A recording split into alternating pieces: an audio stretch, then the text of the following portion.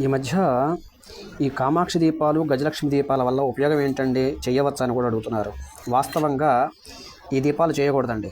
గమనించండి. ఎందుకంటే కామాక్షి దీపము, గజలక్ష్మి దీపాలు అని చెప్పేసేసి, మహాలక్ష్మి దీపాలు అని చెప్పేసేసి రకరకాల దేవతలతోటి ఇలా ప్రతిమ తయారు చేస్తున్నారు.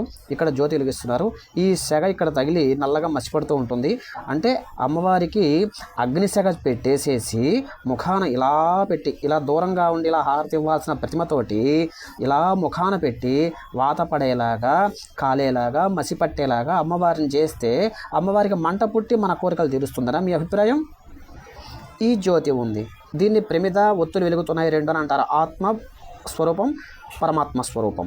బాగుంది. మరి ఇది ఏ స్వరూపం? అమ్మవారికి ఈ విధంగా వాత పడేలాగా, బూడిద పట్టేలాగా చేస్తే అమ్మవారు కరుణిస్తుందా? కాబట్టి ఏంటంటే ఇలాంటివి చేయవాకండి, దోషం వస్తుంది. 100% నేను చెప్తున్నా. ఇలాంటి దీపాలు వెలిగించకండి. కామాక్షి దీపాలు ఇలా